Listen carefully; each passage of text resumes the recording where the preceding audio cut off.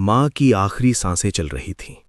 अकबर ने उनका हाथ थाम रखा था और जो बात उन्होंने कही वो किसी आदेश से नहीं, पूरे राज्य की आत्मा से जुड़ी थी। और उसी इच्छा को पूरा करने के लिए अकबर ने बीरबल को दी अपने जीवन की सबसे अनोखी चुनौती। सुबह का समय था। दरबार में हल्की हल्की सरगोशियां गूंज रही थीं। अकबर सिंहासन पर बैठे थे, पर आज उनके चेहरे पर सामान्य तेज के बजाय एक गहरी उदासी थी।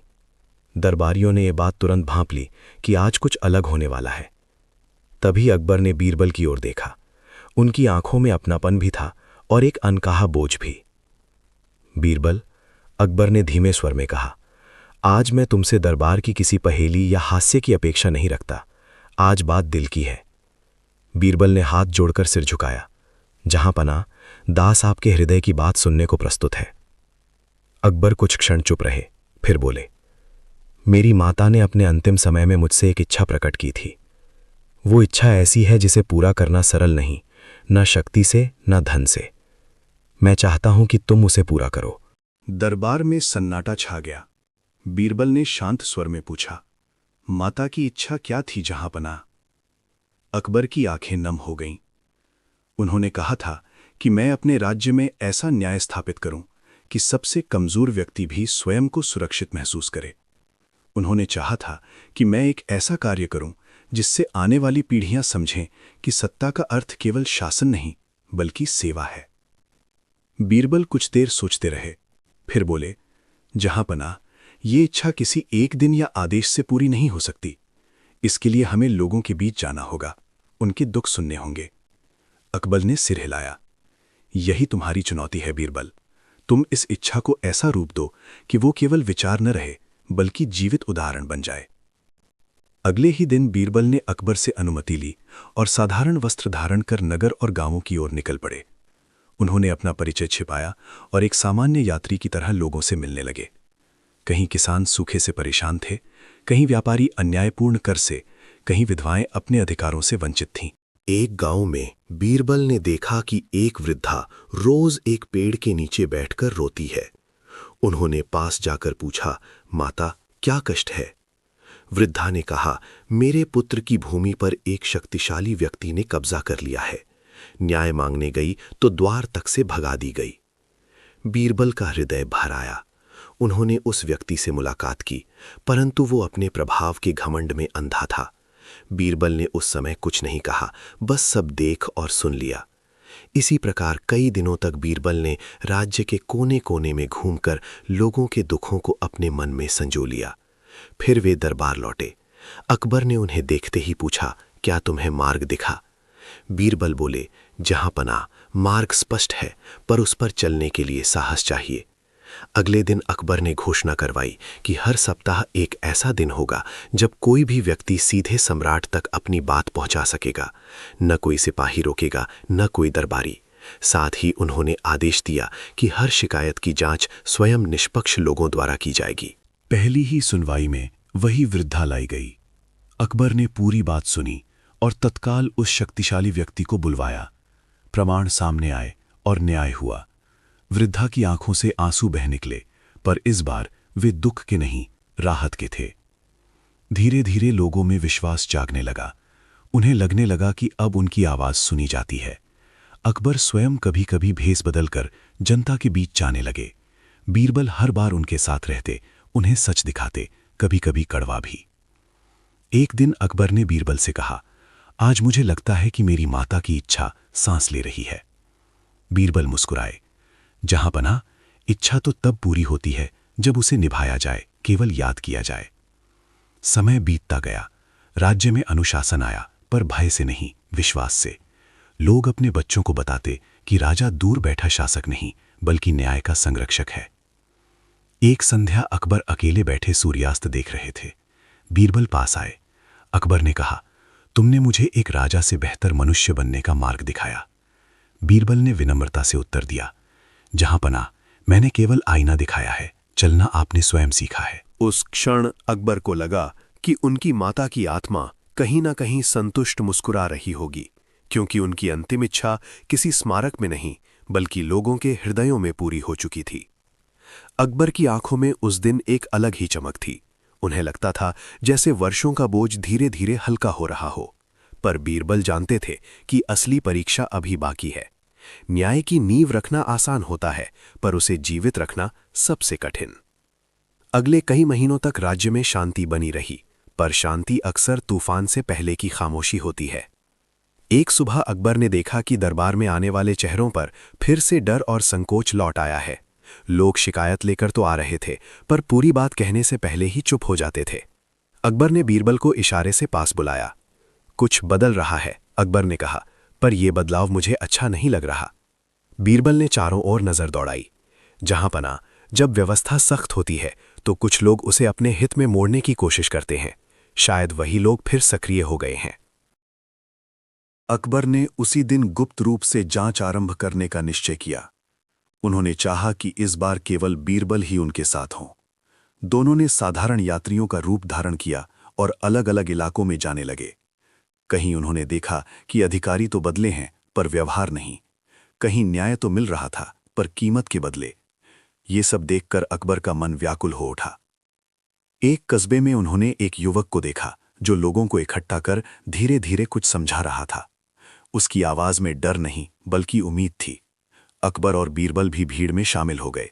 युवक कह रहा था कि न्याय केवल ऊपर से नहीं आता, उसे नीचे से भी मांगना पड़ता है। उसके शब्दों में आग थी, पर विद्रोह नहीं, विवेक था।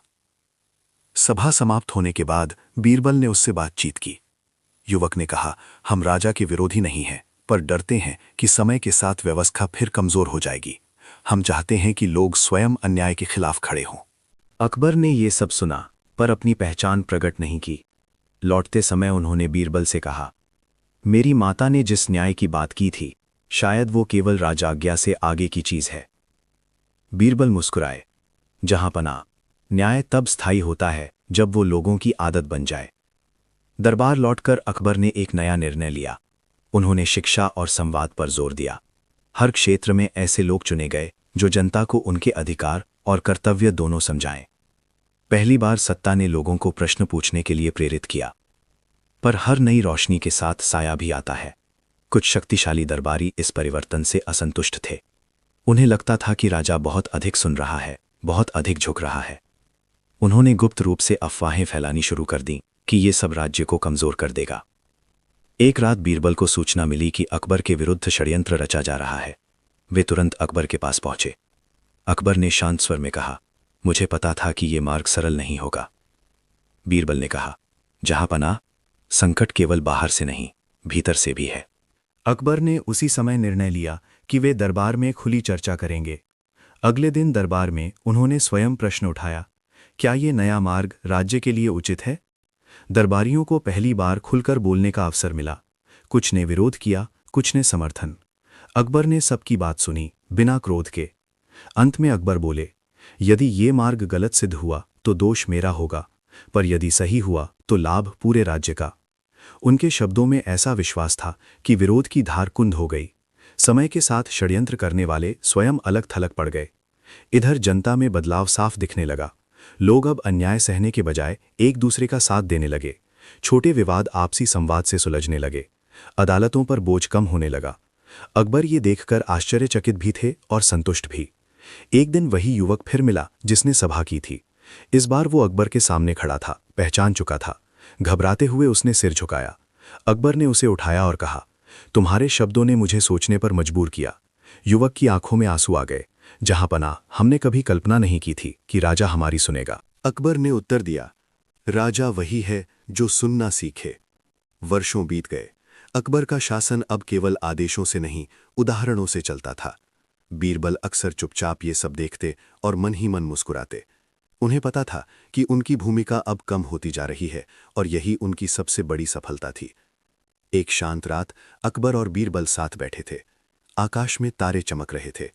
अकबर ने कहा, यदि तुम न होते तो मैं ये मार्ग कभी न चुन पाता।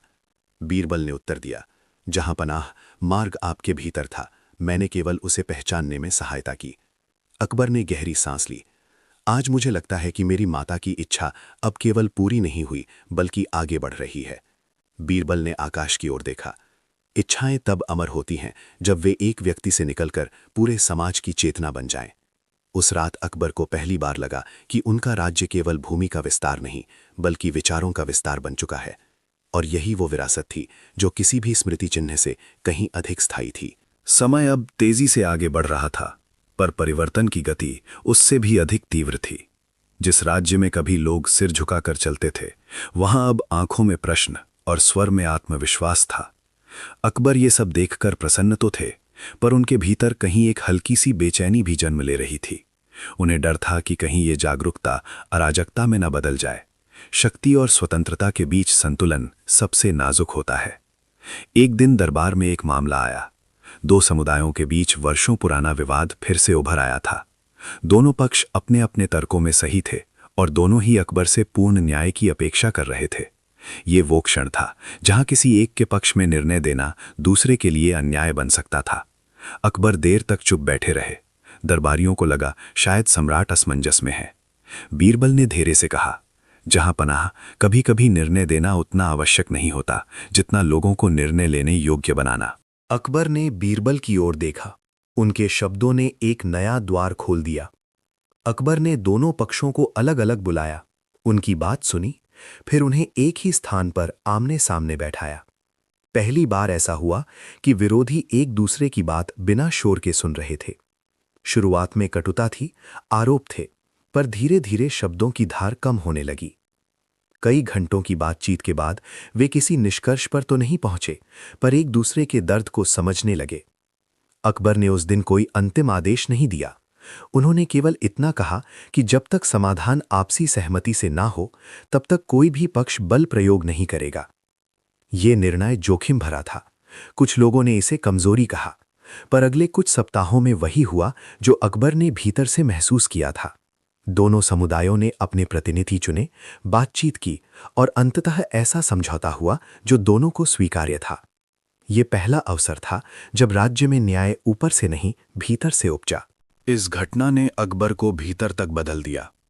उन्होंने महसूस किया कि उनकी माता की इच्छा अब एक विचार नहीं रही, बल्कि एक प्रक्रिया बन चुकी है। बीरबल ये सब चुपचाप देख रहे थे। वे जानते थे कि अकबर अब उस मोड़ पर हैं जहां गुरु पीछे हटता है और शिष्य स्वयं मार्ग बनाता है। पर हर उजाले की परीक्षा अंधकार लेता है। राज्य के एक दूरस्थ क्षेत्र में एक अधिकारी ने जनता की इस नई स्वतंत्रता को अपने लिए खतरा समझ लिया।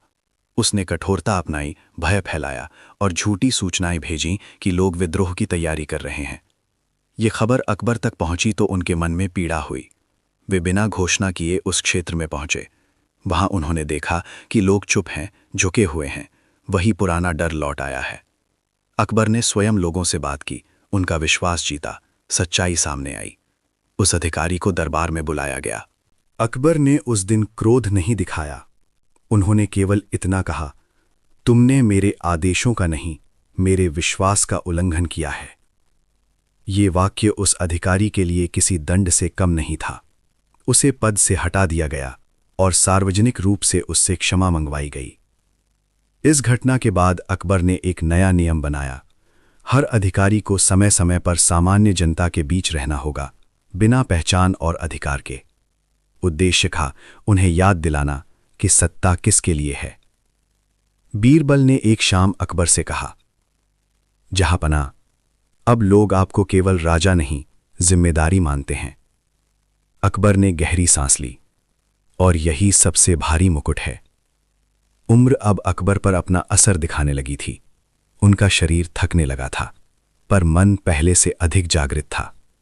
वे जानते थे कि समय सीमित है, पर जो बीज बोए गए हैं वे आगे भी फल देंगे। एक रात अकबर ने बीरबल को बुलाया। स्वर में गहराई थी। यदि कल मैं न रहूं तो क्या ये सब बना रहेगा? बीरबल ने बिना झिझक उत्तर दिया, जहांपना, अब ये सब आपसे बड़ा हो चुका है। अकबर की आंखें भर आईं। उन्हें पहली बार पूर्ण शांति का अनुभव हुआ। उन्हें लगा जैसे उनकी माता का हाथ अब भी उनके सिर पर है, आशीर्वाद देता हुआ। अगले दिनों में अकबर ने धीरे धीरे स्वयं को पीछे खींचना शुरू किया। निर्णय अब अधिकतर संवाद से होने लगे। जनता ने भी ये जिम्मेदारी स्वीकार की। राज्य अब एक व्यक्ति की इच्छा से नहीं, सामूहिक चेतना से चलने लगा। एक सुबह बीरबल अकेले बैठे थे। उन्हें एहसास हुआ कि उनकी आवश्यकता अब कम हो गई है। वे मुस्कुराए। यही तो उद्देश्य था। और कहीं दूर अकबर अपने कक्ष में बैठे खिड़की से बाहर देखते हुए सोच रहे थे कि उनकी माता की आखिरी इच्छा किसी शब्द में नहीं, किसी कहानी में नहीं, बल्कि लोगों के व्यवहार में जीवित है। ये वो अंत नहीं था, बल्कि एक निरंतर चलने वाली शुरुआत थी। समय ने अब एक नया रंग पकड़ लिया था।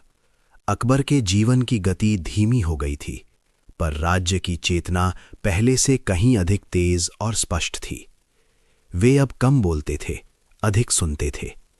दरबार में उनकी उपस्थिति पहले जैसी कठोर नहीं रही, बल्कि एक शांत केंद्र की तरह हो गई थी, जिसके चारों ओर विचार घूमते थे। एक दिन अकबर ने महसूस किया कि लोग अब हर निर्णय के लिए राजा की ओर नहीं देखते। वे पहले आपस में चर्चा करते, समाधान खोजते, और जब बात अटक जाती तभी दरबार तक आते। ये वही परिवर्तन था जिसकी कल्पना कभी उनकी माता ने की होगी। पर इस परिवर्तन के साथ एक नया प्रश्न भी जन्म ले रहा था। क्या लोग बिना किसी केंद्रीय शक्ति के भी सही दिशा में चलते रहेंगे? इसी बीच राज्य में एक कठिन समय आया। लगातार 2 वर्षों तक फसल ठीक नहीं हुई। अन्न की कमी होने लगी। भय धीरे धीरे लोगों के मन में उतरने लगा। पुराने अनुभवों ने सिर उठाया। कुछ क्षेत्रों में लोग जमा करना शुरू करने लगे। कुछ ने ऊंचे दाम वसूलने शुरू कर दिए। ये पहला बड़ा संकट था जिसमें यह परखा जाना था कि जागरूकता केवल अच्छे समय की देन थी या बुरे समय की भी। अकबर ने कोई त्वरित आदेश नहीं दिया। उन्होंने केवल ये घोषणा करवाई कि वे स्वयं लोगों की बात सुनना चाहते हैं, बिना किसी औपचारिकता के। अलग अलग क्षेत्रों से प्रतिनिधि आए, किसान, व्यापारी, कारीगर, स्त्रियां, वृद्ध। पहली बार संकट को लेकर कोई शोर नहीं था, केवल चिंता थी। लोगों ने स्वयं सुझाव दिए। कहीं सामूहिक भंडारण की बात हुई, कहीं समान वितरण की, कहीं श्रम के बदले अन्न की व्यवस्था की। अकबर चुपचाप सुनते रहे। अंत में उन्होंने कहा कि ये संकट अकेले राजा नहीं सुलझा सकता, और ना ही केवल जनता। ये साझा परीक्षा है। निर्णय ये हुआ कि हर क्षेत्र अपनी आवश्यकता और क्षमता के अनुसार योगदान देगा। जो अधिक उपजाऊ थे वे अधिक देंगे, जो कमजोर थे उन्हें पहले सहायता मिलेगी। इस व्यवस्था की निगरानी भी लोगों के चुने प्रतिनिधि करेंगे। अकबर ने केवल एक बात जोड़ी, यदि कहीं स्वार्थ हावी हुआ तो वो केवल राज्य को नहीं, मनुष्यता को चोट पहुंचाएगा। शुरुआत में संदेह था, पर धीरे धीरे विश्वास ने स्थान लिया। लोग पहली बार संकट में भी एक दूसरे की ओर देखने लगे। भूख थी, कठिनाई थी, पर अपमान नहीं था। कोई भी अकेला नहीं छोड़ा गया। इस दौरान अकबर का स्वास्थ्य और गिरने लगा। बीरबल उनके पास अधिक समय बिताने लगे। एक दिन अकबर ने धीमे स्वर में कहा, अब मुझे डर नहीं लगता। बीरबल ने पूछा, किस बात का जहांपना? अकबर ने हल्की मुस्कान के साथ कहा, राज्य का, अपने बात का, लोगों का, अब मुझे भरोसा है। कुछ ही समय बाद अकबर ने स्वयं को सार्वजनिक जीवन से लगभग अलग कर लिया। वे कभी कभी ही दिखाई देते, वो भी केवल सुनने के लिए। लोगों ने इस दूरी को कमजोरी नहीं समझा, बल्कि जिम्मेदारी के हस्तांतरण की तरह स्वीकार किया। एक संध्या बीरबल अकेले चल रहे थे। उन्होंने देखा कि बच्चे खेलते हुए झगड़ रहे थे, फिर स्वयं सुलाकर हंसने लगे। बीरबल रुक गए। उनके चेहरे पर गहरी तृप्ति थी। उन्हें लगा कि यही असली सफलता है, जब अगली पीढ़ी बिना डर के, बिना आदेश के संतुलन सीख ले। अंततः वो दिन आया जब अकबर ने बीरबल को अंतिम बार पास बुलाया। आवाज कमजोर थी, पर मन दृढ़। यदि लोग कभी मेरा नाम भूल जाएं, अकबर ने कहा, तो मुझे कोई दुख नहीं। बीरबल की आंखें नम हो गईं। जहांपनाह, नाम भूल जाते हैं पर असर नहीं। अकबर ने आंखें बंद कर लीं। उनके चेहरे पर वही शांति थी जो एक पूर्ण यात्रा के बाद आती है। ऐसा लगा मानो उनकी माता की आखिरी इच्छा अब किसी व्यक्ति से मुक्त होकर समय में घुल चुकी हो। राज्य में शोक नहीं, मौन था, और उस मौन में डर नहीं, एक जिम्मेदार स्थिरता थी। लोग जानते थे कि अब मार्ग उनके हाथ में है। कहानी यहीं समाप्त नहीं हुई, पर अब इसे आगे बढ़ाने के लिए किसी एक नाम की आवश्यकता नहीं थी। अकबर के जाने के बाद राज्य में कोई अचानक उथल पुथल नहीं हुई। यही सबसे बड़ा आश्चर्य था। लोग रोए जरूर, पर भयभीत नहीं हुए। ऐसा नहीं था कि शासक का स्थान खाली था, बल्कि ऐसा लग रहा था मानो शासन का भार अब एक अकेले कंधे से उतरकर असंख्य कंधों पर समान रूप से बढ़ गया हो। दरबार में सन्नाटा था, पर वो सन्नाटा शून्य का नहीं, उत्तरदायित्व का था। बीरबल कई दिनों तक बाहर नहीं आए। वे किसी को दिखाई नहीं दिए, न दरबार में न सभाओं में। लोगों ने सोचा शायद अकबर के साथ ही उनका भी एक युग समाप्त हो गया, पर बीरबल जानते थी कि उनका काम अब मंच पर नहीं, पृष्ठभूमि में है। वे राज्य को देख रहे थे, पर छाया की तरह। नया उत्तराधिकारी घोषित हुआ। वो युवा था, तेज था, पर उसकी आंखों में अकबर जैसी गहराई अभी नहीं थी। पहली ही सभा में उसने बीरबल से पूछा, मैं कैसे जानूं कि यह राज्य सही दिशा में जा रहा है? बीरबल ने शांत स्वर में कहा, जब लोग हर समस्या के लिए सिंहासन की ओर न देखें, तब समझ लेना कि दिशा सही है। शुरुआती दिनों में नए शासक से भूले हुई, कभी निर्णय जल्दबाजी में हुए, कभी पुराने तरीकों की ओर लौटने की कोशिश हुई, पर हर बार जनता ने बिना विद्रोह के, बिना भय के प्रश्न उठाए। वे झुके नहीं, पर टूटे भी नहीं। यही वो संतुलन था जिसे अकबर छोड़कर गए थे। एक बार नया शासक क्रोधित हो उठा। उसे लगा कि लोग उसकी सत्ता को चुनौती दे रहे हैं। उसने कठोर आदेश देने का मन बनाया। उसी रात बीरबल उसके पास पहुंचे। बहुत दिनों बाद उन्होंने दरबार की दीवारों के भीतर कदम रखा था। क्रोध स्वाभाविक है, बीरबल ने कहा, पर याद रखिए, ये राज्य डर से नहीं, भरोसे से बना है। युवा शासक देर तक चुप रहा, फिर बोला, यदि लोग ही सब तय करेंगे तो राजा कौन होगा? बीरबल ने उत्तर दिया, राजा वो होता है जो सबसे अधिक जिम्मेदारी उठाए, सबसे अधिक सुने और सबसे कम स्वयं के लिए चाहे। उस रात के बाद शासन की दिशा फिर संभल गई। धीरे धीरे नया शासक सीखने लगा कि नेतृत्व का अर्थ नियंत्रण नहीं, मार्गदर्शन है। वो गलती करता, स्वीकार करता, सुधार करता, और जनता भी उसे समय देती। बीरबल अब कभी कभी ही दिखाई देते। वे बाजार में बैठकर लोगों की बातें सुनते, यात्रियों से संवाद करते, बच्चों के प्रश्नों पर मुस्कुराते।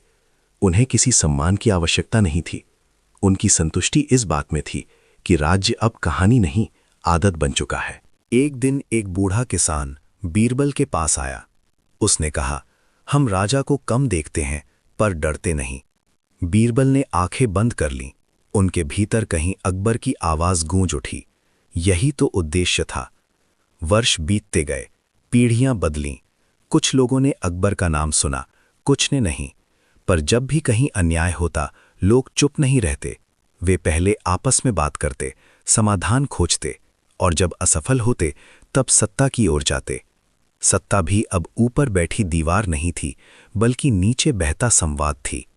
बीरबल बहुत वृद्ध हो चुके थे। एक शाम वे अकेले बैठे थे। सूर्य अस्त हो रहा था। उन्हें लगा जैसे समय स्वयं उनके पास बैठा है। उन्होंने धीमे से कहा, अब सब ठीक है। उस रात बीरबल चुपचाप चले गए। कोई घोषणा नहीं हुई, कोई शोर नहीं। अगली सुबह लोगों ने बस इतना महसूस किया कि एक मौन मार्गदर्शक अब दिखाई नहीं देगा, पर उसका प्रभाव हर दिशा में मौजूद है। और इस तरह अकबर की माता की आखिरी इच्छा न किसी आदेश में बंद रही, न किसी स्मृति में। वो लोगों की आदतों में, उनके प्रश्नों में, उनके साहस में जीवित रही। कहानी यहीं समाप्त नहीं होती, क्योंकि जब इच्छा समाज बन जाए तब वो कहानी नहीं, इतिहास बन जाती है। समय आगे बढ़ चुका था, पर राज्य के भीतर बहने वाली धारा अब भी वही थी। बीरबल और अकबर दोनों अब स्मृति बन चुके थे, पर उनकी उपस्थिति हवा में महसूस होती थी। लोग जब किसी कठिन निर्णय के सामने खड़े होते तो अनायास ही पूछ बैठते, ये सही है या केवल आसान है? यही प्रश्न उस विरासत की पहचान था। नए शासक ने धीरे धीरे अपने भीतर स्थिरता पा ली थी। वो अब आदेश देने से पहले सुनता था और निर्णय लेने से पहले समझता था। उसके चेहरे पर अकबर जैसी गंभीरता आ गई थी, पर उसमें अपनी उम्र की झलक भी थी। कभी कभी वो अकेले बैठकर सोचता कि क्या वो उस विश्वास के योग्य है जो लोगों ने उसे दिया है, और यही संदेह उसे अहंकार से बचाए रखता था। एक वर्ष राज्य के लिए अत्यंत कठिन सिद्ध हुआ। बाहरी क्षेत्रों में अस्थिरता बढ़ने लगी थी। कुछ सीमावर्ती इलाकों से अशांति की खबरें आने लगी। पहले जैसे समय होते तो सेना आगे बढ़ा दी जाती, आदेश जारी हो जाते, पर अब परिस्थितियां बदल चुकी थीं। शासक ने अचानक युद्ध का निर्णय नहीं लिया, उसने उन क्षेत्रों के लोगों को बुलवाया, सैनिक भी आए, व्यापारी भी, साधारण नागरिक भी। बातचीत लंबी चली, गुस्सा था, डर था, पर संवाद उससे भी अधिक था। लोगों ने स्वयं कहा कि वे युद्ध नहीं चाहते, वे सुरक्षा चाहते हैं, सम्मान चाहते हैं। ये सुनकर शासक ने पहली बार महसूस किया कि शक्ति का वास्तविक अर्थ सीमा पर नहीं, भरोसे में होता है। कुछ कट्टर लोग असंतुष्ट थे, उन्हें लगा कि ये नरमी राज्य को कमजोर बना देगी। उन्होंने भीतर ही भीतर माहौल बिगाड़ने की कोशिश की। अफवाहें फैलने लगीं कि राजा निर्णय नहीं ले पा रहा, कि ये संवाद व्यर्थ है। ये वही पुरानी छाया थी जो हर रोशनी के पीछे चलती है। पर इस बार प्रतिक्रिया अलग थी। जनता ने शोर नहीं मचाया, ना ही अंधविश्वास में बह गई। उन्होंने प्रश्न पूछे, उत्तर मांगे। दरबार तक बातें पहुंची, पर पत्थरों के साथ नहीं, शब्दों के साथ। शासक ने खुलकर सबके सामने स्थिति रखी। उसने कहा कि वो गलत भी हो सकता है, पर छिपेगा नहीं। ये स्वीकारोक्ति राज्य के इतिहास में नई थी, और उसी क्षण बहुत सा संदेह स्वतः गिर गया। स्थिति धीरे धीरे संभली। सीमावर्ती क्षेत्रों में प्रतिनिधि भेजे गए, बातचीत हुई, समाधान निकले। कहीं कहीं संघर्ष हुआ भी, पर वो उद्देश्यहीन नहीं था। सबसे महत्वपूर्ण ये था कि किसी भी निर्णय में लोगों को अंधेरे में नहीं रखा गया। इसी दौरान एक विद्यालय में एक छोटा सा प्रसंग घटा। एक शिक्षक ने बच्चों से पूछा कि राजा कौन होता है। एक बच्चे ने उत्तर दिया, जो सबसे पहले सुनता है। शिक्षक चुप हो गया। उसे समझ आ गया कि बीज गहराई तक जा चुका है। राज्य अब बड़े बदलावों से नहीं, छोटे संतुलनों से चल रहा था। कोई महान घोषणा नहीं होती थी, कोई भव्य दृश्य नहीं, पर रोजमर्रा के जीवन में न्याय की छोटी छोटी जीतें थीं। कोई किसान अपनी बात रख पा रहा था, कोई स्त्री निर्णय में शामिल हो रही थी, कोई बच्चा प्रश्न पूछने से नहीं डर रहा था। कभी कभी किसी पुराने महल की दीवारों के पास कोई वृद्ध खड़ा होकर बताता कि कभी यहाँ एक राजा बैठता था और उसके साथ एक बुद्धिमान मित्र। बच्चे सुनते, पर कहानी से अधिक उन्हें अपने वर्तमान पर भरोसा था। उन्हें किसी नाम की जरूरत नहीं थी। समय के साथ ये राज्य दूसरों के लिए उदाहरण बन गया। लोग दूर दूर से देखने आते कि यहाँ क्या अलग है। वे इमारतें नहीं देखते थे, न वैभव। वे देखते थे कि यहाँ लोग कैसे बात करते हैं, कैसे असहमति रखते हैं और फिर भी साथ रहते हैं। और यही वो क्षण था जब अकबर की माता की आखिरी इच्छा पूर्णतः मुक्त हो चुकी थी। वो किसी वचन, किसी व्यक्ति या किसी स्मरण तक सीमित नहीं थी। वो एक स्वाभाविक प्रवृत्ति बन चुकी थी, अन्याय को पहचानने और उसे स्वीकार न करने की। कहानी अब शब्दों से आगे बढ़ चुकी थी। वो लोगों की सांसों में, उनके निर्णयों में और उनके मौन में जीवित थी। और जब कोई पूछता कि ये सब कैसे शुरू हुआ, तो कोई एक नाम नहीं लिया जाता था। बस इतना कहा जाता था, कभी किसी ने सुनना सिखाया था, और उसी दिन से ये यात्रा चल रही है। समय अब इतनी दूर निकल चुका था कि प्रारंभ की रेखाएं धुंधली होने लगी थीं, पर दिशा अब भी स्पष्ट थी। राज्य की पहचान अब किसी शासक, किसी दरबार या किसी परंपरा से नहीं, बल्कि एक स्वभाव से होती थी। लोग कहते थे कि यहाँ गलती की जा सकती है, पर अन्याय को आदत नहीं बनने दिया जाता। नया शासक अब युवावस्था से निकल चुका था। अनुभव ने उसकी आवाज में ठहराव ला दिया था। वो अब स्वयं को साबित करने की कोशिश नहीं करता था, बल्कि स्वयं को संभालने की कोशिश करता था। कभी कभी वो अकेले बैठकर पुराने वृक्षों के नीचे समय बिताता, लोगों को आते जाते देखता। उसे वहां किसी ने पहचाना नहीं, और वो यही चाहता था। एक दिन राज्य के एक हिस्से में बड़ा विवाद खड़ा हो गया। 2 पीढ़ियों के बीच टकराव था। युवा वर्ग तेज बदलाव चाहता था, पुराने लोग डरते थे कि कहीं संतुलन टूट न जाए। दोनों पक्ष अपने अपने ढंग से सही थे। बात बढ़ती गई, स्वर ऊंचे होने लगे। ये पहली बार था जब संवाद की परंपरा लड़खड़ाने लगी। शासक ने हस्तक्षेप नहीं किया। उसने किसी सभा की घोषणा नहीं की। उसने केवल ये संदेश भेजा कि दोनों पक्ष कुछ दिन एक दूसरे के साथ रहेंगे, साथ खाएंगे, साथ काम करेंगे, साथ बैठेंगे। पहले तो इसका मजाक उड़ाया गया, पर धीरे धीरे ये प्रयोग शुरू हुआ। युवा जब बुजुर्गों के साथ खेत में उतरे तो उन्हें समझ आया कि डर केवल जिद नहीं होता, अनुभव भी होता है। बुजुर्ग जब युवाओं के साथ योजनाएं बनाते बैठे तो उन्हें दिखा कि उत्साह केवल अधैर्य नहीं, संभावना भी होता है। शब्दों की जगह अनुभव ने लेना शुरू किया। कुछ ही सप्ताहों में वो विवाद जो टकराव बन सकता था, समझ में बदल गया। समाधान किसी एक के पक्ष में नहीं गया, बल्कि एक साझा रास्ता निकला। किसी ने जीत का दावा नहीं किया और यही सबसे बड़ी जीत थी। ये घटना पूरे राज्य में चर्चा का विषय बनी। लोग समझने लगे कि संवाद केवल बोलना नहीं, साथ जीना भी होता है। पुराने ढांचे टूटे नहीं, नए ढांचे थोपे नहीं गए, दोनों के बीच से एक रास्ता निकला। इसी समय राज्य के बाहर से कुछ यात्री आए। वे दूसरे क्षेत्रों से थे, जहां सत्ता कठोर थी और प्रश्न को अपराध समझा जाता था। उन्होंने यहां जो देखा उस पर विश्वास नहीं कर पाए। उन्होंने पूछा, ये सब कब से है? लोगों ने उत्तर दिया, हमें याद नहीं। ये उत्तर सुनकर यात्री चुप हो गए। उन्हें समझ आ गया कि जहां शुरुआत याद न रहे, वहां परंपरा बन चुकी होती है। राज्य में अब कहानियां कम, उदाहरण अधिक थे। बच्चों को किसी राजा का नाम रटाया नहीं जाता था।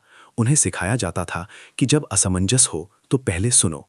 यही सबसे बड़ा नियम था। एक शाम शासक बहुत थका हुआ था। उसने अपने सलाहकार से पूछा, क्या ये सब मेरे बिना भी चलता रहेगा? सलाहकार मुस्कुराया, अब ये आपके साथ भी नहीं, आपके बावजूद चलता है। शासक ने पहली बार सच्ची मुस्कान महसूस की। उसे लगा कि यही तो असली उत्तराधिकार है, जब उपस्थिति आवश्यक न रहे। रात गहरी हुई। नगर शांत था। कहीं कोई घोषणा नहीं, कोई पहरा नहीं। केवल लोग थे, अपने जीवन में व्यस्त, अपने निर्णयों में सजग। और इसी शांति में वो विचार और गहराता गया, जिसने कभी एक माँ की अंतिम इच्छा के रूप में जन्म लिया था। अब वो इच्छा किसी की नहीं थी, वो समय की धड़कन बन चुकी थी। कहानी आगे भी चलती रहेगी, क्योंकि जब कोई समाज स्वयं को सुनना सीख लेता है, तब उसे दिशा देने के लिए किसी एक आवाज की आवश्यकता नहीं होती। समय की गति अब कहानी से आगे निकल चुकी थी, पर कहानी का असर समय पर छाया हुआ था। ये राज्य अब मानचित्र पर एक स्थान भर नहीं था, बल्कि एक सोच बन चुका था। लोग यहां आकर ये नहीं पूछते थे कि राजा कौन है, बल्कि ये देखते थे कि लोग एक दूसरे से कैसे बात करते हैं। एक वर्ष ऐसा आया जब राज्य में अचानक बड़ी संख्या में बाहरी लोग आने लगे। वे अपने अपने क्षेत्रों से विस्थापित थे, भय और अनिश्चितता के साथ। पहले के युग में ये स्थिति अव्यवस्था का कारण बनती, पर अब प्रतिक्रिया अलग थी। लोगों ने प्रश्न उठाए, पर डर से नहीं, जिम्मेदारी से। कौन आए हैं, क्यों आए हैं और हम उनके साथ क्या करेंगे? ये प्रश्न खुले में पूछे गए। कुछ लोगों को आशंका थी कि संसाधन कम पड़ेंगे, कुछ को डर था कि पहचान खो जाएगी, पर किसी ने भी ये नहीं कहा कि उन्हें सुना नहीं जाना चाहिए। शासक ने कोई आदेश जारी नहीं किया। उसने केवल इतना कहा कि निर्णय वही होगा जिसमें सबसे कम लोग टूटें। सभाएं हुईं, पर औपचारिक नहीं। लोग अपने घरों, चौपालों, खेतों के किनारे बैठे। विस्थापित लोग भी वहां थे। पहली बार वे केवल सहायता मांगने वाले नहीं थे, बल्कि अपनी कहानी सुनाने वाले थे। जब उन्होंने अपने घर छूटने की बात कही तो शंकाएं धीमी पड़ने लगीं। डर को जब चेहरा मिल जाता है तो वो कम भयावह हो जाता है। धीरे धीरे साझा समाधान निकले। कुछ क्षेत्रों ने अस्थायी आवास दिए, कुछ ने काम बांटा, कुछ ने बच्चों को साथ पढ़ाने का प्रस्ताव रखा। ये सब पूर्ण नहीं था, कठिनाइयां थीं, टकराव भी हुआ, पर किसी को बाहर नहीं धकेला गया। यही सबसे बड़ा अंतर था। इसी दौरान एक विचित्र घटना घटी। एक बालक जो बाहर से आया था, स्थानीय बच्चों के साथ खेलते हुए झगड़ पड़ा। बात बढ़ी, आवाजें ऊंची हुईं। पास खड़े एक वृद्ध ने हस्तक्षेप किया। उसने ना डांटा, ना अलग किया। उसने केवल कहा, पहले सुनो, फिर खेलो। बच्चे चुप हो गए। कुछ देर बाद वे फिर हंसते हुए खेल में डूब गए। वो वृद्ध वहां से चला गया, पर उसके शब्द वहीं रह गए। राज्य में अब फैसले धीरे होते थे, पर टिकाऊ होते थे। कोई जल्दबाजी नहीं थी, कोई डर नहीं। लोग जानते थे कि हर समस्या का हल तुरंत नहीं निकलता, पर हर समस्या को अनदेखा करना सबसे बड़ा अपराध है। शासक अब बहुत कम बोलता था। वो जानता था कि उसकी सबसे बड़ी भूमिका अब स्थान छोड़ने की है। कभी कभी वो दूर से किसी चर्चा को सुनता, और जब उसे लगता कि उसकी उपस्थिति चर्चा को बदल देगी, तो वो चुपचाप लौट जाता। एक दिन किसी ने उससे पूछा, आपको ये सब देखकर क्या लगता है? उसने उत्तर दिया, लगता है कि अब ये राज्य मुझे नहीं चला रहा, मैं इसे रोक भी नहीं सकता। उस व्यक्ति ने कुछ नहीं कहा, पर समझ गया। रात को जब नगर की बत्तियां धीमी होतीं तो कहीं कोई पहरेदार नहीं दिखता था, फिर भी लोग सुरक्षित थे, क्योंकि सुरक्षा अब दी नहीं जाती थी, निभाई जाती थी। और इस तरह कहानी एक और मोड़ पार कर गई, बिना शोर के, बिना नाम के। जैसे कोई नदी चुपचाप दिशा बदलने और किनारे बस इतना जान ले कि पानी अब भी बह रहा है, और जीवन अब भी संभव है। कहानी आगे भी बहेगी, क्योंकि जब विचार आदत बन जाए तब उसे थामने के लिए किसी अध्याय की जरूरत नहीं होती। समय अब केवल आगे नहीं बढ़ रहा था, वो परतें बना रहा था। हर बीता हुआ वर्ष इस राज्य की चेतना में एक नई तह जोड़ देता था। लोगों को अब यह भी याद नहीं रहता था कि कभी निर्णय डर से लिए जाते थे। भय इतिहास बन चुका था और इतिहास केवल चेतावनी की तरह मौजूद था। एक दिन राज्य में एक अनोखी घटना घटी। एक छोटे से नगर में एक निर्णय लिया गया जो बाद में गलत सिद्ध हुआ। किसी को नुकसान हुआ, कुछ लोग आहत हुए। पहले के समय में दोष किसी एक पर डाल दिया जाता, दंड दे दिया जाता और बात समाप्त मान ली जाती। पर इस बार ऐसा नहीं हुआ।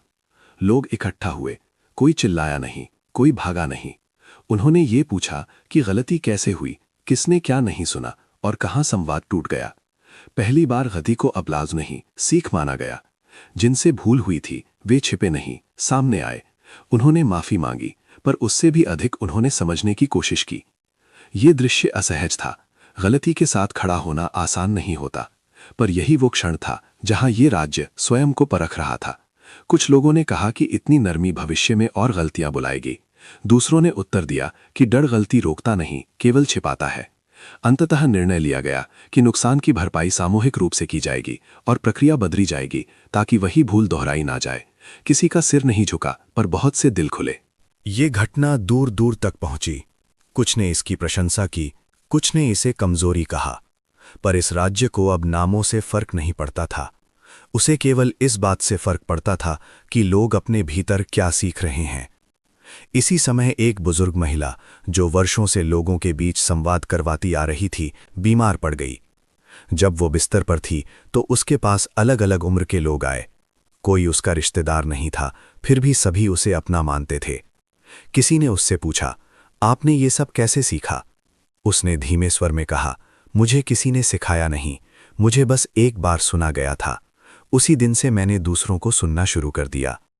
उसके शब्द कमरे में नहीं, समय में गूंज गए। राज्य में अब नेतृत्व का अर्थ बदल चुका था। नेतृत्व वो नहीं था जो आगे खड़ा हो, बल्कि वो जो बीच में बैठ सके, जो अपने विचार को अंतिम नहीं प्रारंभ माने। यही कारण था कि नए संकट आते रहे, पर वे टूटन नहीं लाए। एक शाम शासक बहुत देर तक नगर को देखता रहा।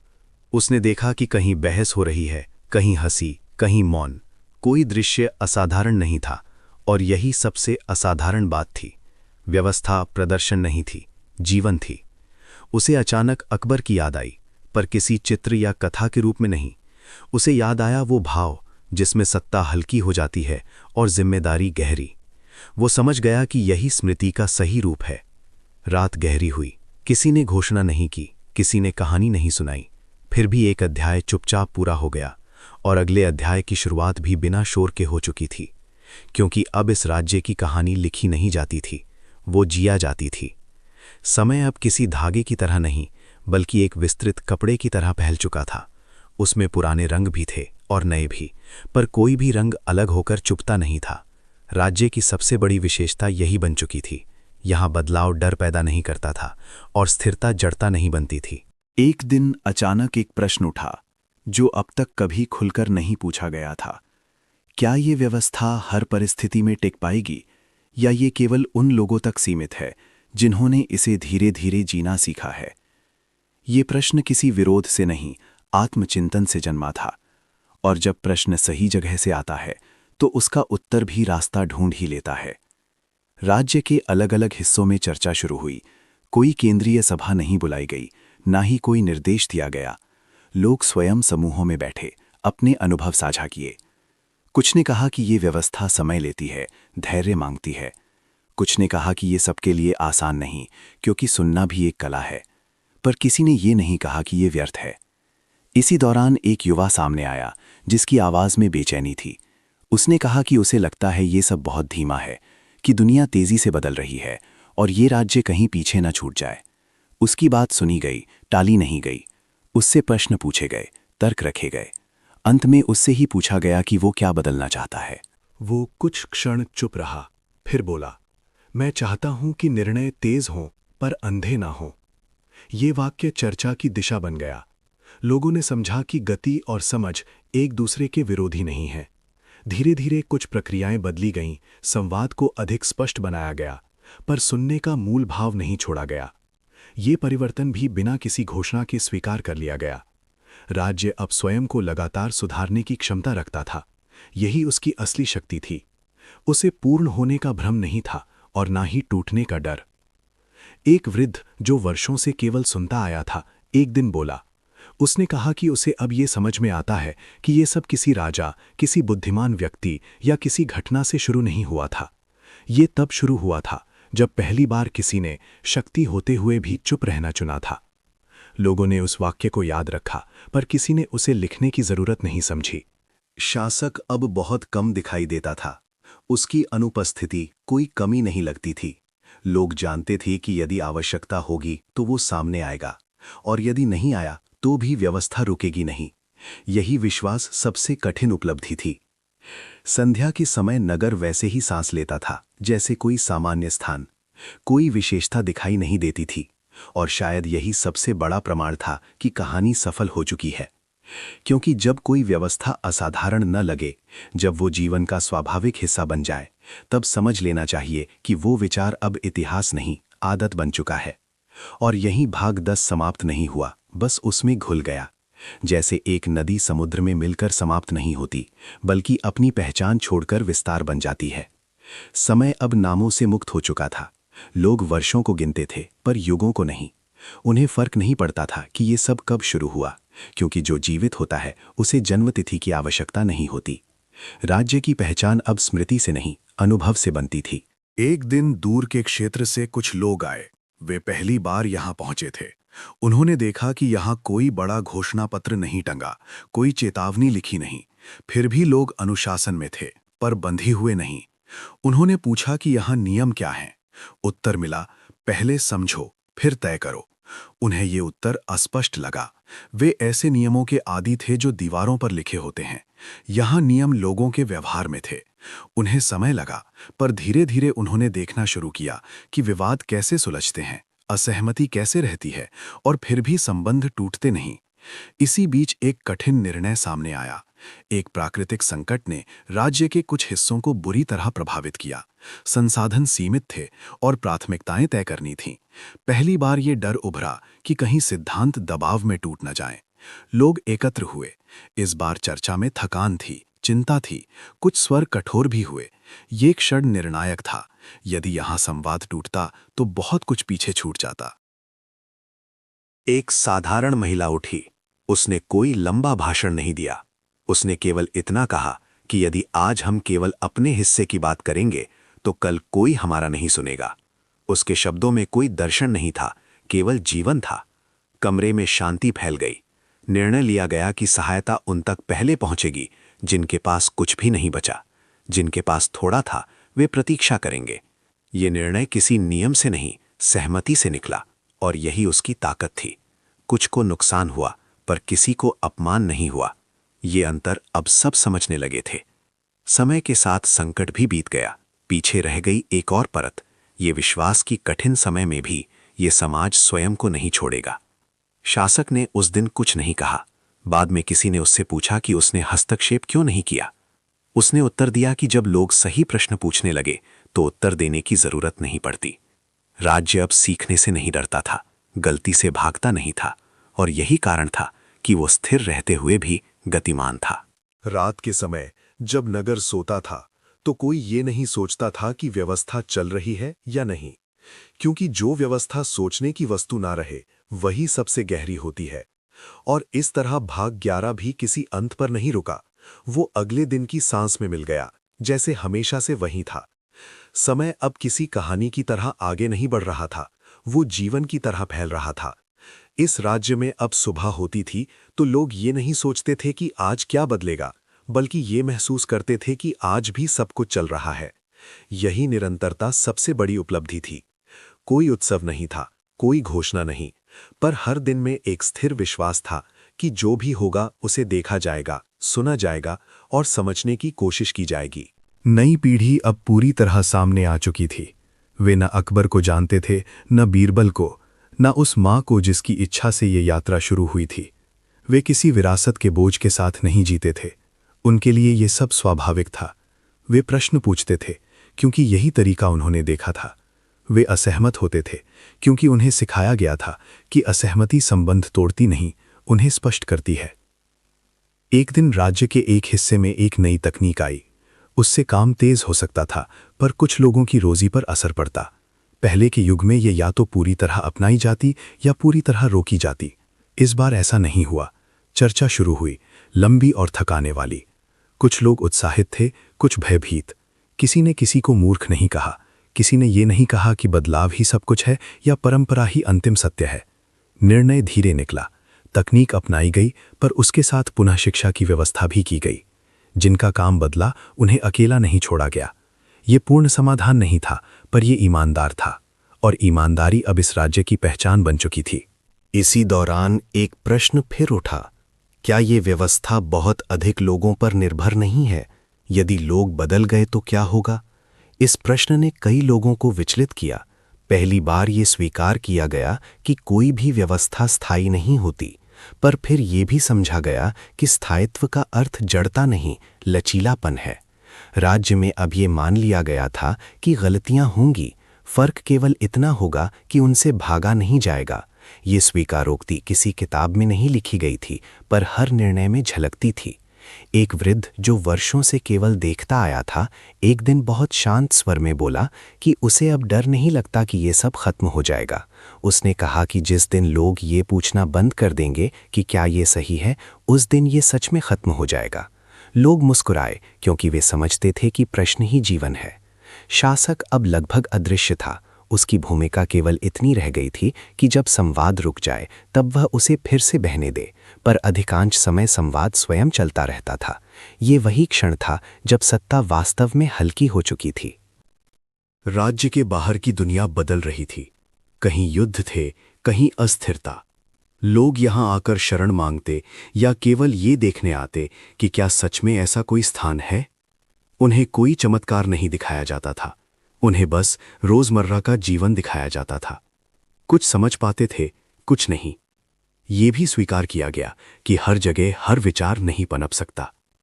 एक दिन एक बच्ची ने अपनी मां से पूछा कि यहां राजा क्यों नहीं दिखता। मां ने उत्तर दिया कि वो दिखता है, बस वैसा नहीं जैसा कहानियों में होता है। बच्ची ने फिर पूछा कि फिर वो कहाँ है। मां ने कहा, जब हम एक दूसरे को सुनते हैं तब। बच्ची ने इसे पूरी तरह समझा नहीं, पर उसे ये उत्तर ठीक लगा, और शायद इतना ही काफी था। समय के साथ इस राज्य की सबसे बड़ी विशेषता यही बन गई कि यहां भविष्य को लेकर कोई जल्दबाजी नहीं थी। लोग जानते थे कि हर पीढ़ी अपनी परीक्षा खुद देगी। कोई अंतिम उत्तर नहीं था, कोई पूर्ण समाधान नहीं था, पर एक दिशा थी, और वही पर्याप्त थी। कभी कभी किसी पुराने व्यक्ति की जुबान पर किसी पुराने नाम की परछाई आ जाती थी, पर वो वहीं रुक जाती थी। किसी ने उसे आगे नहीं बढ़ाया, क्योंकि अब नामों की आवश्यकता नहीं थी। और इस तरह ये यात्रा आगे बढ़ती रही, बिना शोर के, बिना अध्यायों के, जैसे जीवन चलता है। कहानी अब भी थी, पर वो पढ़ी नहीं जाती थी, वो जी जाती थी। समय अब इतनी गहराई में उतर चुका था कि बदलाव दिखाई नहीं देता था, केवल महसूस होता था। ये राज्य किसी प्रयोग की तरह नहीं रह गया था, बल्कि एक स्वाभाविक प्रवृत्ति बन चुका था। जैसे लोग सांस लेते हैं बिना ये सोचे कि कैसे, वैसे ही यहाँ लोग सुनते थे, सोचते थे और फिर निर्णय लेते थे। नई पीढ़ी अब स्वयं शिक्षक बन चुकी थी। वे बच्चों को नियम नहीं रटवाते थे, उन्हें स्थितियां देते थे, कहते थे अब सोचो। बच्चे गलत उत्तर देते, बहस करते, कभी कभी रो भी पड़ते, पर कोई उन्हें चुप नहीं कराता था, क्योंकि यहाँ ये समझ पनप चुकी थी कि भावनाएं बाधा नहीं, संकेत होती हैं। एक दिन एक बड़े नगर में असहमति बहुत गहरी हो गई। बात केवल किसी नीति की नहीं थी, बात पहचान की बन गई थी। लोग अपने पक्ष को सही नहीं बल्कि अंतिम मानने लगे थे। ये वही क्षण था जहां अतीत में व्यवस्थाएं टूट जाती थीं। इस बार कोई आदेश नहीं आया, कोई मध्यस्थ नहीं भेजा गया, केवल एक लंबा मौन छाया रहा। कुछ लोग इसे कमजोरी समझ बैठे, उन्होंने आवाजें ऊंची की, पर फिर वही हुआ जो अब परंपरा बन चुका था। कुछ लोग पीछे हटे, उन्होंने पूछा कि हम सुन क्यों नहीं पा रहे। धीरे धीरे छोटे छोटे समूह बने, लोग आमने सामने बैठे, बिना मंच के, बिना प्रतीकों के। बात कठिन थी, कई बार संवाद टूट गया, लोग उठकर चले गए, फिर लौट आए। ये प्रक्रिया थकाने वाली थी पर सच्ची थी। अंततः समाधान निकला, पर वो पूर्ण नहीं था। कुछ लोग संतुष्ट नहीं थे, ये स्वीकार किया गया। पहली बार ये खुले रूप में कहा गया कि हर समाधान सबको खुश नहीं कर सकता, पर हर समाधान सबको सुना हुआ महसूस करा सकता है। ये स्वीकारोक्ति भारी थी पर मुक्त करने वाली भी। इसी समय किसी ने पूछा कि यदि कभी ये सब असफल हो गया तो क्या होगा। प्रश्न नया नहीं था, पर अब उसका स्वर बदला हुआ था। उसमें भय कम, जिम्मेदारी अधिक थी। उत्तर किसी एक ने नहीं दिया, उत्तर व्यवहार में था। लोग जानते थे कि यदि कभी ऐसा दिन आया तो वे फिर से वहीं लौटेंगे, सुनने के स्थान पर। यही उनका अंतिम आधार था। राज्य में अब कोई आदर्श गढ़ने की कोशिश नहीं करता था, आदर्श को जिया जाता था, और जीते हुए आदर्श अक्सर अपूर्ण होते हैं। यही उनकी सुंदरता थी। शाम के समय लोग अपने काम से लौटते थे, बाजार वैसे ही लगता था, बच्चे वैसे ही खेलते थे। बाहर से देखने वाले को कुछ विशेष नहीं दिखता था, पर भीतर एक स्थिर प्रवाह था जो सब कुछ जोड़कर रखता था। कभी कभी कोई बुजुर्ग किसी बच्चे को देखकर मुस्कुरा देता था, बिना कारण के। शायद उसे यह एहसास होता था कि जो कभी एक इच्छा थी, फिर एक संघर्ष, फिर एक आदत, अब एक सहज जीवन बन चुकी है। और इस तरह भाग 13 भी किसी घोषणा के बिना पूरा हुआ। ना उसने कुछ जोड़ा, ना कुछ घटाया। उसने केवल ये पुष्टि की कि जब कोई समाज स्वयं को देखने और सुनने की क्षमता बचा लेता है, तब समय भी उसका शत्रु नहीं बनता। समय अब प्रश्न नहीं करता था, वो केवल बहता था। राज्य के लोग भी उसी बहाव में जीना सीख चुके थे। ना वे स्वयं को किसी विशेष व्यवस्था का उदाहरण मानते थे, ना किसी श्रेष्ठता का दावा करते थे। वे बस इतना जानते थे कि जब कुछ टूटने लगे तो उसे देखने से मुंह नहीं मोड़ना है। एक दिन एक अजीब सी थकान फैलने लगी। कोई बड़ा संकट नहीं था, कोई स्पष्ट समस्या नहीं थी, फिर भी लोगों के चेहरों पर बोझ था। बातचीत में पहले जैसी ताजगी नहीं रही। लोग सुन तो रहे थे, पर भीतर से। बाहर की दुनिया की उथल-पुथल अब धीरे-धीरे यहां भी असर डालने लगी थी। ये वो समय था जब व्यवस्था नहीं, मनुष्य थकते हैं। कुछ लोगों ने कहा कि अब बहुत हो गया है, हर बात पर चर्चा करना संभव नहीं। कुछ ने कहा कि शायद अब तेज निर्णय लेने का समय है। ये टकराव खुला नहीं था, पर गहरा था, और यही सबसे खतरनाक स्थिति होती है, जब मतभेद भीतर भीतर जमा होने लगे। पहली बार लंबे समय बाद एक सामूहिक सभा हुई। कोई बुलावा नहीं था, पर लोग स्वयं आने लगे। वहां कोई मंच नहीं था, कोई केंद्र नहीं था। लोग गोल घेरे में बैठे। बहुत देर तक कोई बोला नहीं। फिर किसी ने कहा कि वो थक गया है। ये स्वीकार करना आसान नहीं था, पर जैसे ही एक ने कहा, कई सिर हिल गए। उस दिन कोई समाधान नहीं निकला, पर एक बात स्पष्ट हो गई, ये समाज केवल समस्याओं पर नहीं, अपनी थकान पर भी बात कर सकता है। ये क्षमता किसी भी व्यवस्था की सबसे गहरी परीक्षा होती है। अगले दिनों में लोगों ने स्वयं को थोड़ा पीछे खींचना शुरू किया। कुछ चर्चाएं टाली गईं, कुछ निर्णय समय पर छोड़े गए। ये पलायन नहीं था, ये विराम था, और इस विराम ने बहुत कुछ स्पष्ट कर दिया। लोगों ने समझा कि सुनना भी ऊर्जा मांगता है। यदि सुनने वाला थक जाए तो संवाद बोझ बन जाता है। इस समझ के साथ एक नया संतुलन आया। अब हर बात पर सबको शामिल होना आवश्यक नहीं था। जिम्मेदारियां बांटी गईं, भरोसे के साथ। ये परिवर्तन किसी नियम से नहीं आया, ये थकान की ईमानदार स्वीकृति से आया, और यही कारण था कि ये टिकाऊ रहा। इसी समय एक छोटा सा दृश्य घटा। एक किशोर अपने मित्र से नाराज था। वो बोलना नहीं चाहता था। पहले के समय में उसे समझाया जाता, चर्चा के लिए बुलाया जाता। इस बार उसके मित्र ने केवल इतना कहा कि जब बोलने का मन हो तब आना। कुछ दिन बाद वो स्वयं आया, बिना दबाव के। ये छोटा सा क्षण बहुत कुछ कह गया। राज्य अब ये समझ चुका था कि संवाद का अर्थ निरंतर बोलते रहना नहीं, बल्कि सही समय पर उपस्थित होना है। मौन भी अब संवाद का हिस्सा बन चुका था, विरोध नहीं। शाम ढलती रही, लोग अपने घर लौटे। कोई संतोष नहीं था, कोई उत्साह नहीं, पर एक हल्कापन था, जैसे कोई भारी बोझ रख दिया गया हो, बिना ये तय किए कि अगला कदम क्या होगा।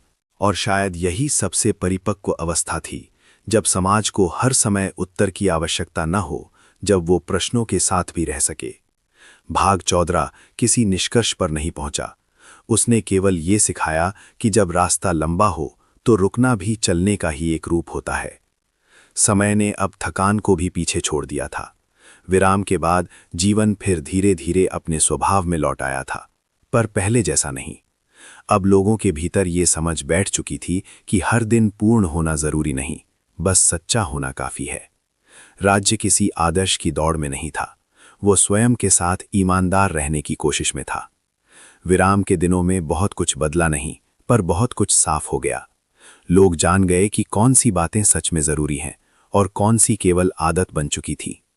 कुछ चर्चाएं स्वाभाविक रूप से समाप्त हो गईं, कुछ नए संवाद जन्म लेने लगे, अधिक शांत, अधिक गहरे। एक दिन राज्य के एक छोटे से क्षेत्र में एक निर्णय लिया गया जो बहुत साधारण था। किसी ने उसे ऐतिहासिक नहीं कहा, किसी ने उसे बड़ा बदलाव नहीं माना, पर उसमें एक बात अलग थी। वो निर्णय बिना जल्दबाजी के लिया गया था और बिना डर के स्वीकार किया गया था। लोगों ने महसूस किया कि अब वे फिर से सुन पा रहे हैं, बिना बोझ के। नई पीढ़ी जो अब युवावस्था में थी, इस विराम को अलग तरह से देख रही थी। उन्होंने पहली बार जाना कि संवाद केवल सक्रियता नहीं, संयम भी मांगता है। उन्होंने देखा कि बड़े लोग हर समय उत्तर देने की कोशिश नहीं कर रहे हैं। ये दृश्य उनके लिए नया था और शायद जरूरी भी। एक युवा ने कहा कि उसे अब ये समझ में आता है कि ये समाज क्यों टिक पाया। इसलिए नहीं कि यहाँ हमेशा सही निर्णय लिए गए, बल्कि इसलिए कि यहाँ गलत निर्णयों से डर नहीं गया। ये बात किसी सभा में नहीं कही गई, बस एक बातचीत में निकली और वहीं रह गई। राज्य के जीवन में अब छोटी छोटी खुशियां लौटने लगी थी। बाजारों में हंसी फिर सुनाई देने लगी। लोग बिना किसी उद्देश्य के एक दूसरे के पास बैठने लगे। ये सब कोई योजना नहीं थी, बस सहजता थी। कभी कभी किसी को लगता कि शायद अब सब बहुत साधारण हो गया है, कोई बड़ा विचार नहीं, कोई महान लक्ष्य नहीं। पर फिर वही लोग महसूस करते कि यही साधारणपन असल में सबसे बड़ी उपलब्धि है। जब जीवन बोझ न लगे, जब व्यवस्था दिखाई न दे, तब समझना चाहिए कि वो गहराई तक उतर चुकी है। एक शाम जब सूर्य धीरे धीरे ढल रहा था, कुछ लोग यूं ही बैठे थे। कोई बात नहीं हो रही थी, फिर भी वो मौन खाली नहीं था। उसमें भरोसा था, वो भरोसा कि यदि कल कुछ कठिन आएगा तो उसे देखा जाएगा, सुना जाएगा और समझने की कोशिश की जाएगी। और इस तरह भाग 15 ने कोई नई दिशा नहीं दी। उसने बस ये पुष्टि की कि यात्रा अब भी जारी है, पर अब उसे साबित करने की आवश्यकता नहीं है। ये यात्रा अब चल रही है क्योंकि रुकने का कोई कारण नहीं बचा है। समय अब किसी दिशा में नहीं, बल्कि अपने भीतर फैल रहा था। राज्य के लोग भी उसी फैलाव में जी रहे थे। न आगे की हड़बड़ी की, न पीछे की कसक। जो था वही पर्याप्त लगता था, और जो नहीं था उसकी कमी भी किसी शोर में नहीं बदलती थी। भाग 15 के बाद जीवन में कोई बड़ा मोड़ नहीं आया, और शायद यही सबसे बड़ा मोड़ था। लोग अब परिवर्तन को पहचानने के लिए उसके आकार या आवाज पर निर्भर नहीं थे। वे उसे अपने व्यवहार में महसूस करते थे। छोटी छोटी बातों में, किसी बहस में रुककर पानी पी लेने में, किसी उत्तर को अगले दिन के लिए छोड़ देने में, किसी गलती पर तुरंत सफाई देने की जगह उसे समझने की कोशिश करने में। एक दिन राज्य के एक कोने में एक पुराना पुल टूट गया। वो पुल वर्षों से इस्तेमाल में था, पर उसकी मरम्मत टलती रही थी। इस बार किसी पर आरोप नहीं लगा, न ये पूछा गया कि जिम्मेदार कौन है। पहला प्रश्न ये था कि अब जो फंस गए हैं उन्हें कैसे निकाला जाए। लोग अपने अपने साधन लेकर पहुंचे। कुछ नावें लाए, कुछ रस्सियां, कुछ केवल साथ खड़े रहे। बाद में चर्चा हुई कि पुल क्यों टूटा। बात फिर लंबी हुई, थकाने वाली भी। किसी ने कहा कि ये लापरवाही थी, किसी ने कहा कि ये समय की मार थी। अंत में ये तय हुआ कि पुल फिर बनेगा, पर इस बार केवल मजबूत नहीं, देखभाल की जिम्मेदारी भी स्पष्ट होगी। कोई नायक नहीं बना, कोई दोषी नहीं खोजा गया। काम हुआ और जीवन आगे बढ़ गया। इस घटना ने लोगों को याद दिलाया कि सजगता कोई एक बार की अवस्था नहीं होती, उसे बार बार जगाना पड़ता है। और ये भी कि सजगता का अर्थ सतर्कता नहीं, सहभागिता है। इसी समय एक पुराना शिक्षक, जो अब बहुत कम बोलता था, बच्चों के साथ बैठा था। उसने उनसे पूछा कि अगर वे पुल होते तो क्या चाहते। बच्चों ने अजीब अजीब उत्तर दिए। कोई बोला कि वो चाहता कि लोग उस पर रुककर बातें करें। कोई बोला कि वो चाहता कि उसे समय समय पर पूछा जाए कि वो ठीक है या नहीं। शिक्षक मुस्कुराया। उसने कुछ नहीं समझाया, उसने समझ लिया। राज्य में अब नेतृत्व किसी पद का नाम नहीं था, वो एक स्थिति थी जो कभी किसी के पास आती, कभी किसी और के पास। जिस दिन किसी को ज्यादा सुनने की जरूरत होती, वही उस दिन नेतृत्व करता। ये कोई औपचारिक नियम नहीं था, पर सब इसे पहचानते थे। कभी कभी बाहर से आने वाले लोग पूछते कि यहां निर्णय कौन लेता है। उत्तर अलग अलग होते, पर भाव एक ही होता। कहा जाता कि निर्णय वही लेता है जो उस समय सबसे अधिक जिम्मेदारी लेने को तैयार हो। ये उत्तर सुनकर कुछ लोग संतुष्ट होते, कुछ भ्रमित। दोनों प्रतिक्रियाएं स्वीकार की जाती थीं। समय के साथ ये भी स्पष्ट हो गया कि ये समाज किसी मॉडल की तरह कहीं और नहीं दोहराया जा सकता। ये किसी नुस्खे से नहीं बना था।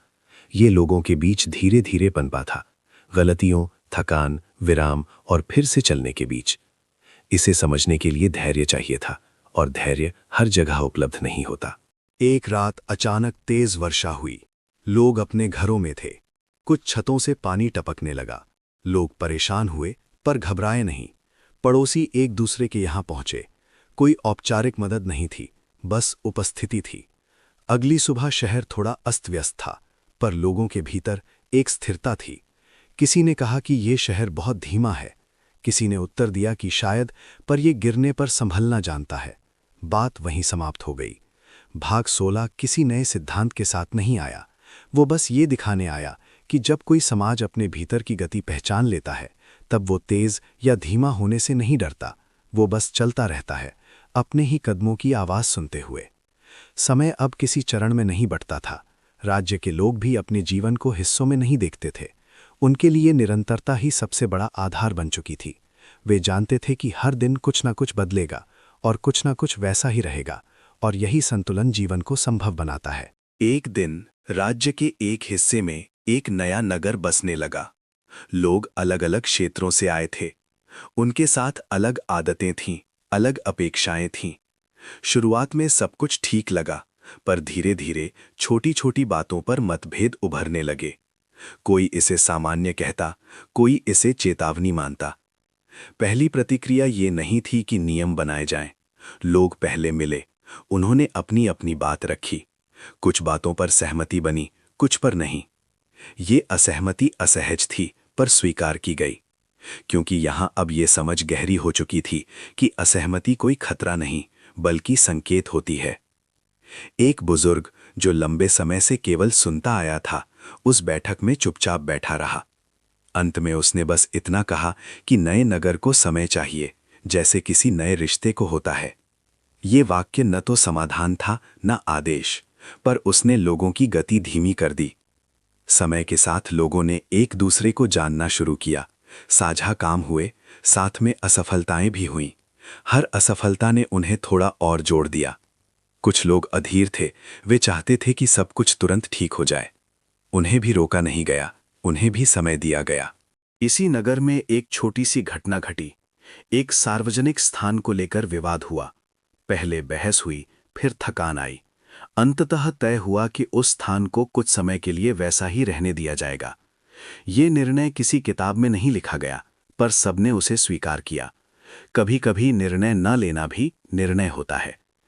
राज्य के बाकी हिस्सों ने इस नए नगर को दूर से देखा। किसी ने सलाह नहीं दी, किसी ने हस्तक्षेप नहीं किया। ये विश्वास अब पक्का हो चुका था कि हर क्षेत्र को अपनी गति खोजने का अधिकार है। इसी बीच एक युवा, जो इस पूरे सफर को देखता आया था, अपने मित्र से बोला कि उसे अब समझ आता है कि ये समाज क्यों नहीं टूटता। इसलिए नहीं कि यहाँ टकराव नहीं होते, बल्कि इसलिए कि यहाँ टकराव से भागा नहीं जाता। मित्र ने कुछ नहीं कहा, उसने केवल सिर हिलाया। शाम ढलती नहीं। नए नगर में रोशनियां जलीं। वे किसी उत्सव की नहीं थीं, बस जीवन की थीं। लोग अपने अपने घरों में थे, कुछ बाहर बैठे थे, बातें कर रहे थे, चुप भी थे। भाग 17 ने कोई नया अध्याय नहीं खोला। उसने बस ये दिखाया कि जब कोई समाज नएपन को डर की तरह नहीं, अवसर की तरह देखता है, तब वो फैलता है, टूटता नहीं। और इस फैलाव में भी उसकी पहचान नहीं खोती, क्योंकि पहचान अब किसी सीमा में नहीं, व्यवहार में रहती है। समय अब किसी कहानी का अंत नहीं ढूंढ रहा था, वो बस चल रहा था, वैसे ही जैसे ये राज्य चल रहा था। न किसी लक्ष्य की घोषणा, न किसी उपलब्धि का उत्सव।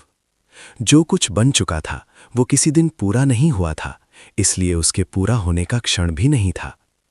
लोग अब ये नहीं कहते थे कि ये व्यवस्था सही है या श्रेष्ठ है, वे बस इतना कहते थे कि ये उनकी है। इसमें उनकी गलतियां भी हैं, उनकी थकान भी, उनकी चुप्पियां भी, और शायद इसी कारण ये उनसे अलग नहीं, उनके साथ सांस लेती थी। कभी कभी कोई बच्चा किसी बड़े से पूछता कि यहाँ सब ऐसे क्यों रहते हैं। बड़ा मुस्कुरा देता, कोई सीधा उत्तर नहीं देता, क्योंकि अब उत्तर शब्दों में नहीं थे, व्यवहार में थे। वे दिखते थे, किसी विवाद में रुके हुए हाथों में, किसी निर्णय से पहले उठती हुई नज़र में, किसी असहमति के बाद भी बने रहने वाले संबंधों में। पुराने समय की स्मृतियां अब धुंधली थीं। अकबर का नाम किसी किताब में कहीं दर्ज होगा, बीरबल की बुद्धि किसी कथा में जिंदा होगी, और एक माँ की अंतिम इच्छा शायद किसी को याद भी ना हो, पर उसका असर हर जगह था। जैसे किसी वृक्ष की जड़ें दिखाई नहीं देती, पर पूरा जंगल उन्हीं पर टिका होता है। राज्य में अब ये डर नहीं था कि यदि कोई चला गया तो सब बिखर जाएगा, क्योंकि सब कुछ किसी एक पर टिका ही नहीं था। लोग जानते थे कि यदि कभी ये सब लड़खड़ाएगा भी, तो वे फिर से वहीं लौटेंगे, सुनने के स्थान पर, समझने के प्रयास पर। एक शाम लोग अपने काम से लौट रहे थे। कोई इतिहास नहीं लिखा जा रहा था, कोई भाषण नहीं दिया जा रहा था।